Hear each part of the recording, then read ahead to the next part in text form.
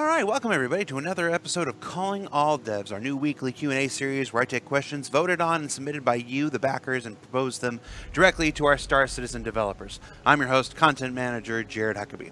We're going to jump right into it this week, and our first question of this week is for none other than Todd Pappy, Star Citizen Live Game Director out of Foundry 42. Todd, how you doing, man? Good. How are you doing, Jared? I'm doing well. I heard you guys had an evacuation or something over there.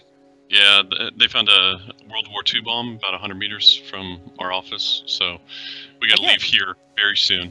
Some people have already left. All right, well, I'll try not to take up too much of your time. All right, so your question submitted and voted on by the backers this week. Will there be weather in space, like solar flares, magnetic fields, or asteroid showers? Yes. Now, we haven't determined how far we can take it. We have talked about asteroid showers. We have talked about,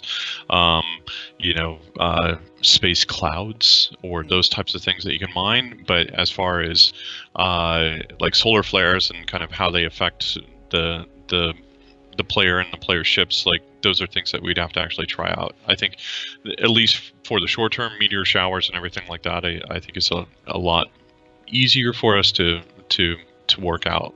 But we need to see how far Carson can take the cloud tech, that he's working on, and just that overall weather tech, and see, all right, this is how it's applied to planets. Are there things that we can do in space, for nebulas, besides the coil that we've shown off already? I was going to say, I imagine there's quite a few lessons learned from the coil that we can apply to the persistent universe.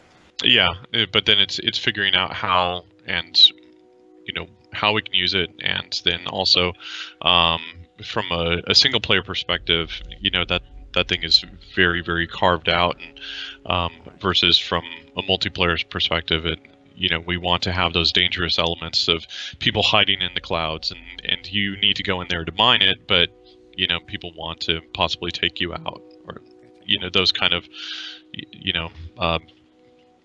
booby trap moments kind of thing. Gotcha. Goose for the gander, as Spock yes. would say. Yes. Right. Thank you so much for your time, Todd. I'll let you get out of the building. Thank you, Jared. Take care. Bye. All right, thank you so much, Todd Pappy. Moving on from Frankfurt, since everybody is scattering from the office now, we are going to Manchester, UK, and good buddy Johnny Jasivius. Johnny, how you doing, man? Hey, Jared. Good. Thank you for being on the show again. I promise I will do better at spelling your name this week. Don't worry, I'm used to it. Everybody knows that I am on record that Johnny Jasivius is the coolest flippin' name in the entire company. So trust me, when you're like, who is this guy that's spelled there? I was crushed. I'm like, no. No. Do it. All right. So why am I hearing Skype notifications? I muted Skype notifications, so we'll deal with that later. Okay. Your question, Johnny. Is the darkness meant to be explored as is, or are there other systems such as night vision, ambient lighting tricks, better flashlights, etc. going to be implemented? Now, okay. We talked Sorry, a little bit about this on RTV a couple weeks ago, I think. Yes, I believe Todd mentioned this on RTV. Yeah. So yeah, obviously, like the environment's still in development in a lot of areas. It might keep changing here and there, but there are definitely options we can look into to make darker areas a bit more kind of accessible and a bit easier to see and be able to get around a bit better. So whether or not that would be on the helmet, or we don't know yet, but we've definitely discussed things like that for weapon attachments, which is a system that we're currently working on as part of the Weapon 2.0 system. So the ability to swap and change out attachments, and with that will come investigation into things that we can do there. So, infrared, like heat, night vision, things like that, but nothing written in stone just yet. Right. Yeah. When we were talking with Todd on RTV, you mentioned it's one of those things. We've certainly got options, but it's one of those things where you want to wait until the environmental team is happy with their work, because you don't want to have to cut this and then they change this and you got to change this and then you got this. It's like that. So obviously we've seen lots of lighting passes on things like OSR and Grimhex, and that applies to everything. So when we have the environment, probes and everything where we want them, then we can certainly look into something like that. What else you got for me while I got you on? You're working on FPS stuff, right? Yeah, I'm working on FPS stuff. I mostly spend most of my time working on weapons. So I think I mentioned in ATV is either a week or 2 weeks ago or so, we've got a new shotgun in the works at the moment, which should be coming with 3.1 and also into Star Marine. And we're putting the Custodian SMG into Star Marine as well, which has been in the PU from 3.0. So people will be able to have a play with those in the competitive game types. Cool. You know, way back in the day when we first, forgive me guys, I'm going off the script here. Way back in the day when we first introduced Star Marine, we showed non-lethal weapons and like portable shields and stuff like that. Are those still in the works or anything? Yeah, so I don't know if I'd call them in the works, but we've definitely had a lot of discussions about them, about kind of like the frames and stuff we can use and the options we want to make available to people. So yeah, things that we used to have may make an appearance again. But yeah, we love the idea of having gadgets and kind of little ancillary items that you can use around combat that can aid you in different ways or hinder your opponent in different ways. But nothing in the immediate. Nothing in the immediate future, but yes, we're definitely looking into it, and we have plans that are currently being formed. Cool. All right. Well, thank you so much. Disco bonus question, guys. I tried. All right. Thanks so much, Johnny. I'll let you. Thank you very much. Yeah. Have a good day. Take care. All right. From Johnny Gisevius, we are going to move like 1 or 2 desks down to Andy Nicholson in our Foundry 42 studio. Andy, how you doing, man? Hey Jared, how's it going? Good. Is it 1 or 2 desks down from Johnny? Literally 1 desk down from One Johnny. desk. Yeah. You guys rearranged like the last. Hi, Johnny. The last time I was over there, you guys were all rearranged, so I haven't been there since the rearranged. I knew you were close though. He's literally got off the phone to you and is now leaving the office. He's starting out. If anybody has any doubts, like, do they fake this? No, I'm sitting here in like one shot, just calling everybody. All right. So your question. Your question, Andy, submitted by the backers and voted on, has to do with EMP. Basically, hey, EMP sucks. What are your thoughts about being? Will there ever be a way to effectively defend a ship from an EMP attack or multiple EMP spam like the Raven? Good question. Timely question, I think, because everyone's having a big problem with this one, aren't they? In Arena Commander. Yeah, it's been a point of contention for a while. You know, the Warlock's always been able to kind of spam people, but now with the addition of the Raven, and technically it's distortion, not EMP, and we can kind of spam it, it's been exasperated a little bit.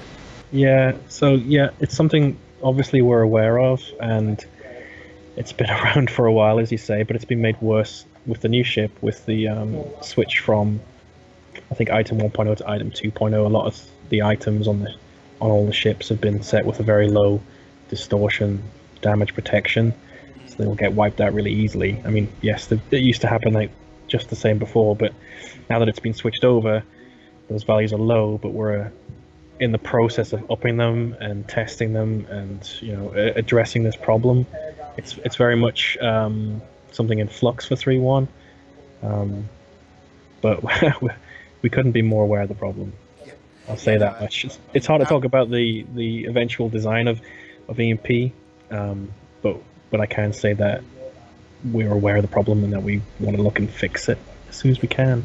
Absolutely fair enough. I can attest. I'm on that same email thread, so I've seen the conversations. We're definitely they're already kicking around a couple different ideas. Nothing we're ready to share with you yet, whatnot, because well, sometimes when you share things, it's like, oh, do that, and if we end up doing something else, it's like, you know, pitchforks, whatever.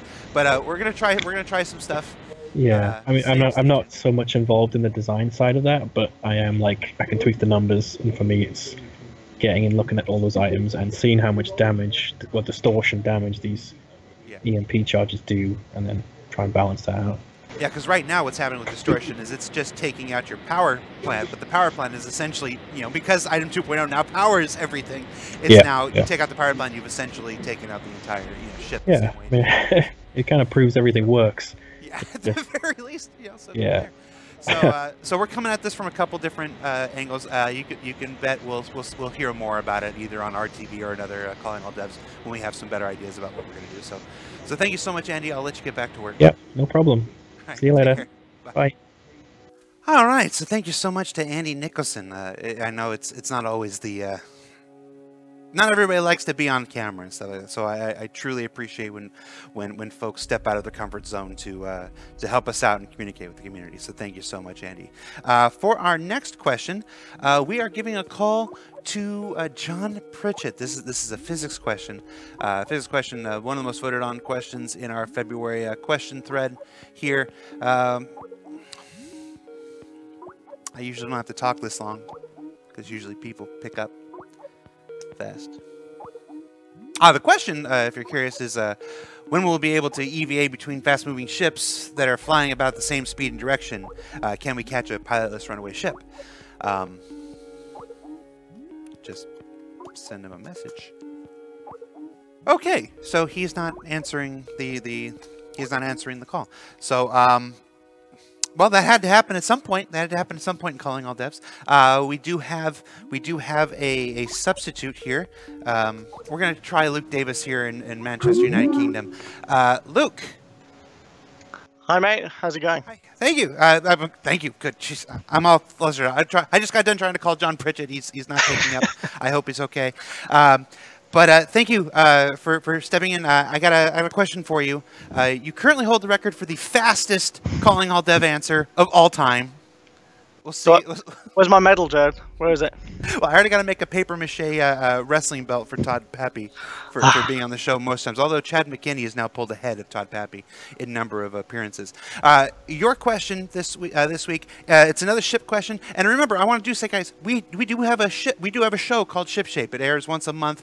I do it with the help and assistance of our fine ship producer here, Luke Davis. So, you know, most of that information will go there, but you guys submitted it, you guys voted on it, so I'm asking it. This question is, how far along is the Polaris? So, the Polaris, there's good news and bad news there. Unfortunately, we haven't actually put it further into production ever since the concept sale. However, I can tell you that it is currently the absolute next priority within the ship pipeline right after we finish up the 600i, and that is basically scheduled to start probably around April, May is when we're currently estimating that to begin. So hopefully all goes well on the 600i, and you guys, everyone can get that as soon as possible, and we'll start on the Polaris. I do want to stress the operative word there, guys, was probably. Obviously, there's a lot of, these are artistic, creative endeavors. So you do your best to estimate, but you never know quite how long it's going to take to get things, the way.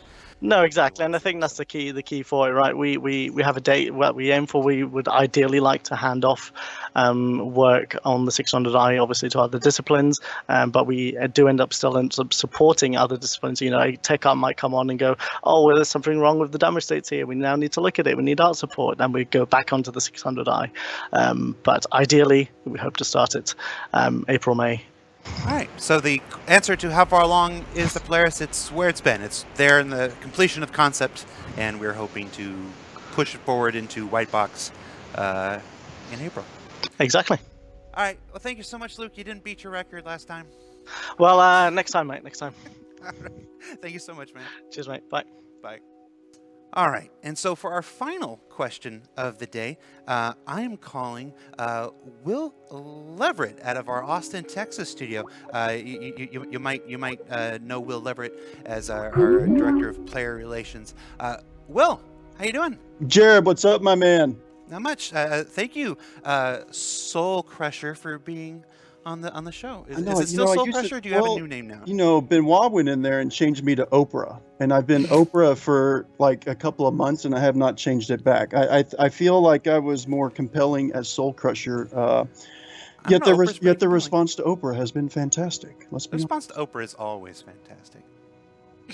All right, so I've got a question for you. This comes up quite a bit. It's been a persistent question ever since the program was first introduced. How do people become Evocati, or in an inversion, how do we decide who is added to Evocati? Yeah, Jared, that's a great question. And the real answer is really participation in the game and on issue council. So we are actually about to double the Evocati size in the next couple of weeks. People don't know that yet. It's brand new. You're finding out right now. It's fantastic. No, we're actually going to double the Evocati size. We're finding that we continue to use Evocati in our published process as we leave internal testing. It's important to get it out to a controlled environment with external players on it. So we're actually really excited to grow the Evocati in this. And the way to get involved is really playing the game and participating on issue council. So out of the 1,000 people that we're going to add, 600 are the top issue council contributors.